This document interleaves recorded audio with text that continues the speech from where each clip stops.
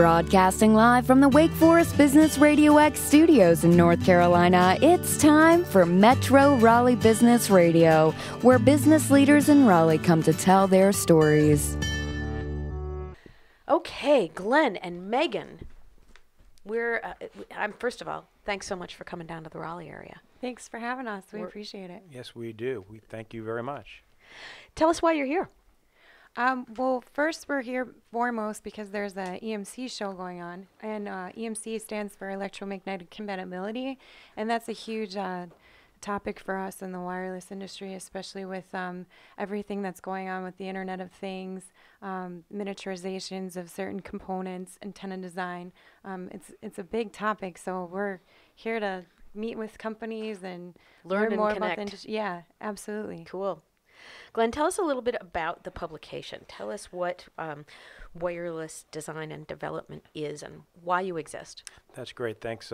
Thank you very much. Well, interestingly enough, you mentioned publication, and in today's day and age, a publication might be thought of as a magazine, but we don't actually look at it that way at all. We look at a publication as being a brand. So wireless design development is a brand that targets design engineers.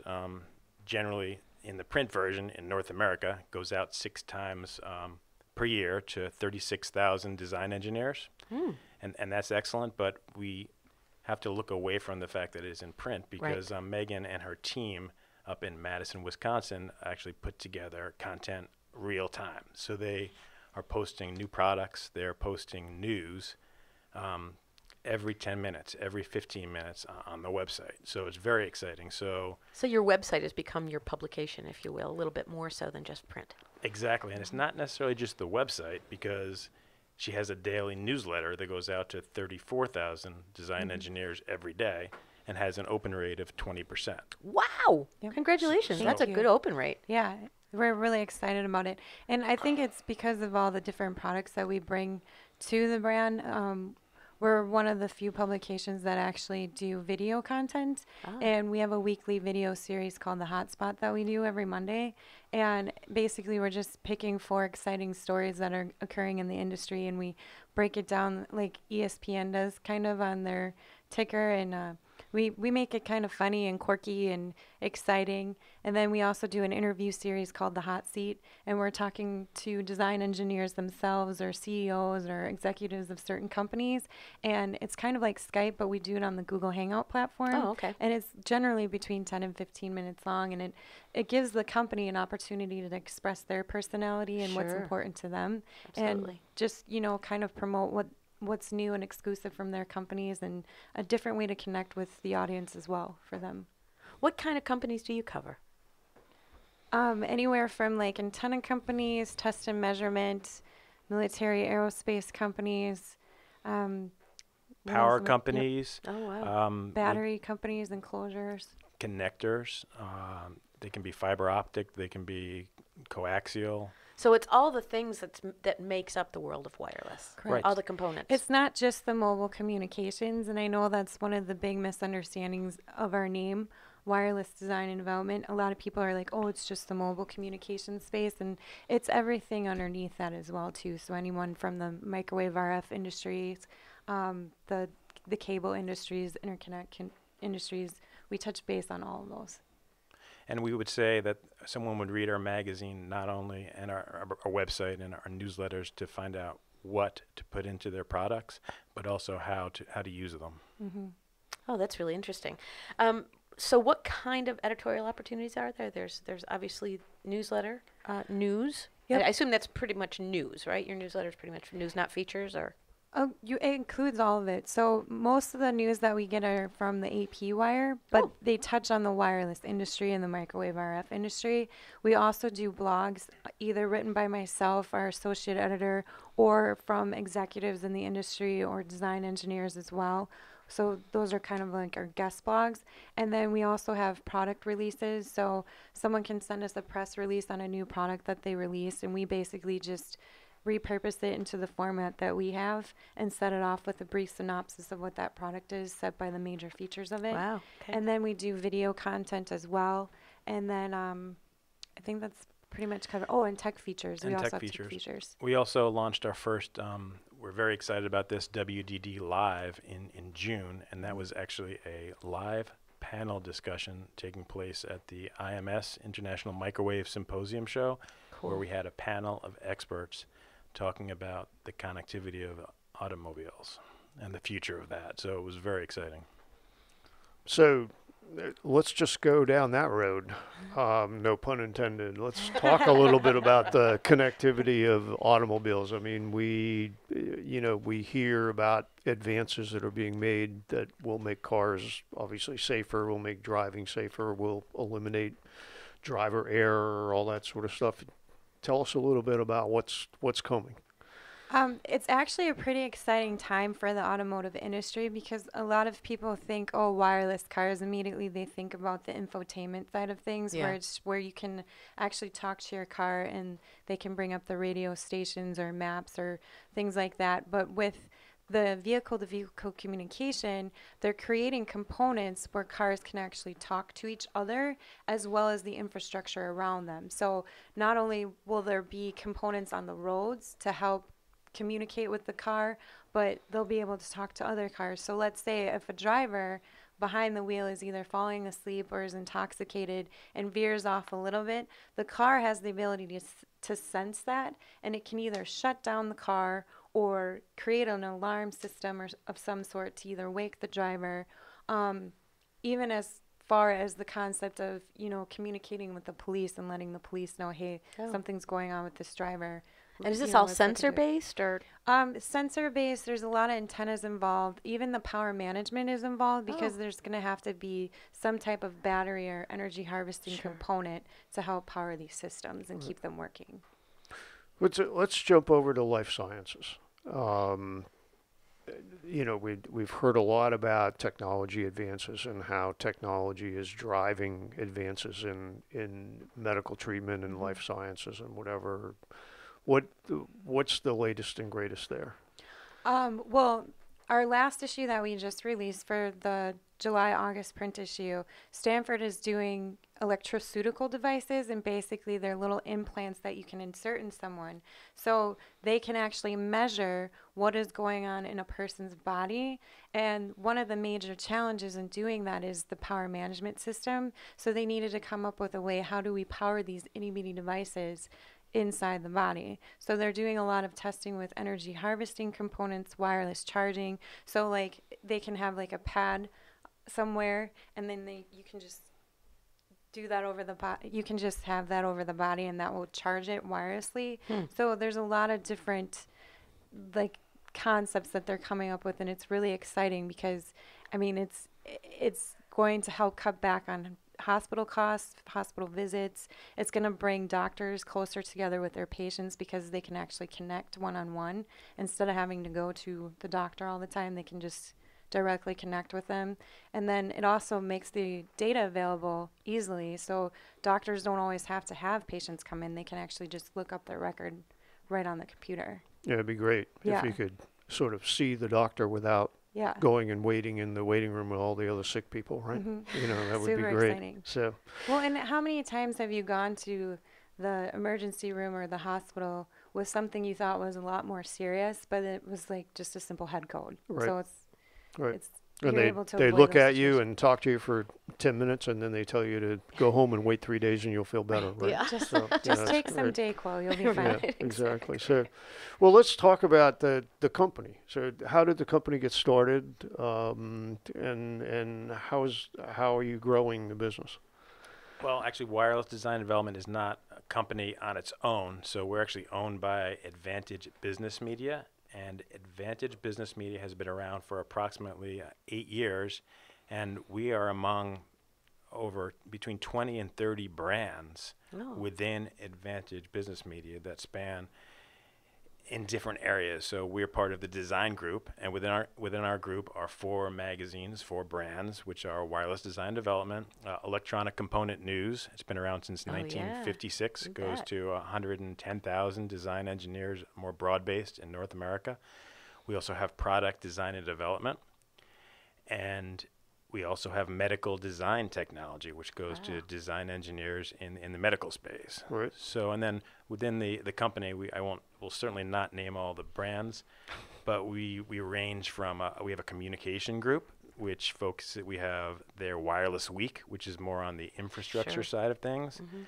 CED, which is in the cable industry. And then there are we have believe it or not, a magazine/brand that talks about laboratory animals.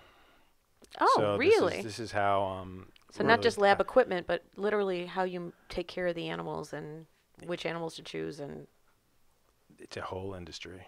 Wow. Yes, and That's we also great. have lab equipment. Now that you mention it, a brand called Lab Equipment, Very cool. and Continuity Insights, which is actually both a brand and an annual trade show that talks about continuity plans for companies. Yeah. So there's a wide range within the organization.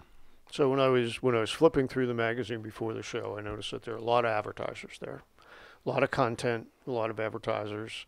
How do you attract advertisers? What's your value proposition to the advertiser to support the brand? I'm going to stop calling it a magazine and call it a brand. That's great. So interestingly enough, if you look at our brand, what I think is most intriguing is that if you look at the editorial content in the magazine and on the website and in the newsletters, a very low percentage of that content is actually related to the advertisers, is actually their content. Meaghan and her team do an excellent job of covering everything. They have full editorial integrity, and you will find that when you read the magazine and when you read our newsletters.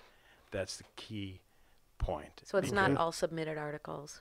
No, absolutely not. I mean, we get submitted articles, but from an editorial perspective, I'm huge on actually connecting with our readers, and some of our readers are the advertisers that are included in our publication. Of course. And I'm a strong believer in relationship building. So I'm not just getting a story from someone and that's the end of our relationship. Like, I'm keeping communication open with them for the entire year and years after that, because that's the only way that you're going to get better is if you have those open relationships with the people that you're doing business with.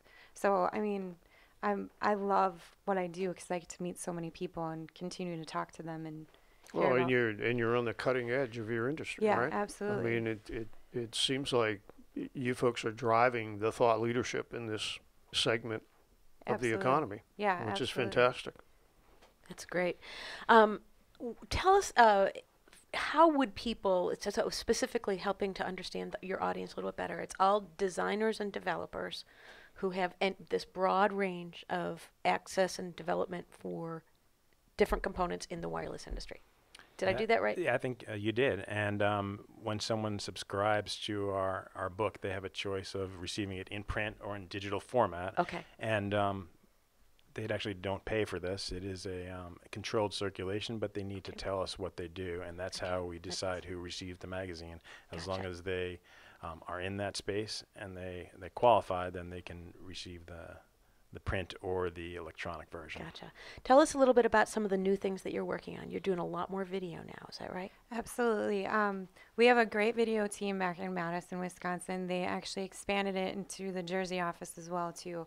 And they're a lot of fun to work with, and just the quality that they produce, I think, is what gives us a huge stepping stone in the industry, because there are other publications out there that do video, but I think our quality sets us apart from what they're doing. I mean, we're not just using a regular point and shoot camera. We actually have real cameras that, you know, have the audio in place, and they know what they're doing with the audio, and they know how to do different effects with the visual as well, too. And I mean, we can create so many different angles with all the cameras that they have. I think that adds another perspective as well. That's got to be really helpful for your readership. I guess, do we even call them readerships anymore when it's video? But your audience. Right. But I'm also thinking that's probably a really beneficial thing for your advertisers.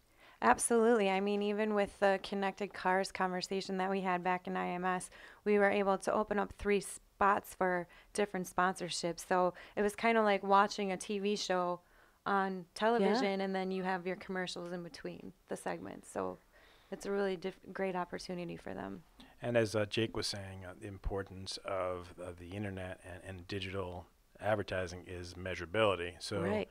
We can measure everything that is done. So we know how many people viewed the pre-roll of the advertiser. We know how many people watched the Meaghan's video. And we know how many people clicked on the pre-roll. Right. So I'm guessing that the data-driven marketing is really positively impacting your business. Mm-hmm. Especially our business, because if you look at our business, over 50% of our revenue actually comes from digital media, which is not normal for a business-to-business No, that's huge. Publication. That's huge. So, and then another opportunity that we're working on is our WDD Live Awards. Like, we're hoping that will come into effect next year. So we're just kind of waiting to see if that's something we can move forward with. But we're really excited about it because it's going to bring in different companies and what their innovative products and components are, and we'll be able to present that at IMS hopefully next year. So that would be great. Yeah. There's just not a lot of chance for recognition in that space. Absolutely not. And I mean, a lot of people are really excited about the concept of it, so we're just hoping that we can move forward with it. And We're working on it. yeah. Excellent. So you're here for a trade show here in Raleigh. Would you like to just say a little bit about the trade show and what it's focused on, and why one of the folks listening to the show might be interested in going to the trade show? Absolutely. EMC stands for electromagnetic compatibility, and it's a huge topic in the wireless industry because, one, the Internet of Things is exploding. You know, wireless medical devices is a huge topic. 5G, I don't know if that's going to be something touched on at the show, but that is a huge topic as well based on spectrum availability and broadband availability. So anything that is exchanging and receiving information, you're going to have some sort of signal, and you don't want interference with that signal. So when it comes to the Internet of Things or, you know, electroceutical devices in the medical industry, I mean, you don't want to have something in your body and then have interference shut that off. Right. Because, I mean, that could be very detrimental and very dangerous. So, and especially with the Internet of Things, you don't want to, you know, have your house do a certain thing and then someone be able to, like, hack into that. You know, you don't want to have an interference in the signal because you couldn't get in your house, or something bad could happen with the smart appliances or something like that. So. And it even goes to outside the consumer space to the military space. So if you are designing an unmanned vehicle that has a sensor in it that needs to guide it at a certain compass heading, this sensor needs to be designed so there's no interference, because it may go by a building that has rebar in it, and that rebar will affect the compass. So you need to know that that vehicle is protected from the electromagnetic interference. So it goes from the consumer side all the way to the life-critical military aspects. So that's part of the big value you guys are bringing to the table for your readers, for your audience, is just being able to make sure that you're thinking through those things and know what new things are on the horizon. Absolutely. And another big thing, too, with the military is the GPS system. That is something that they're trying to design beyond, because there's limitations on GPS technology, and you can't have that for soldiers in the battlefield. Like, you can't have those limitations, so they're trying to design new technologies. And actually, DARPA's doing a lot of different programs for different technologies that will help expand on the GPS technology. Well, I'm sure glad this all came to Raleigh so we could get a chance to meet you and learn more about your environment. If somebody wants to learn more about wireless design and development, what's your URL? What's the best way to reach you? You can actually visit our site at wirelessdesignmag.com. I don't know if our contact information is on that site, but I don't know if you just want to give it to them right away. Absolutely. So you'd contact, if you have anything editorial, you would contact Meaghan Ziemba. Meaghan, MEAGHAN ZIEMBA @advantagemedia.com. And if there's anything on the marketing side or on the you're trying to reach the design engineers, you'd reach out to me, Glen, GLEN Sundin, SUNDIN @advantagemedia.com, and you can find all that on the website. Great. Thanks very much for being here, you guys. Thanks for having us. And you too. Thank you. Thank you.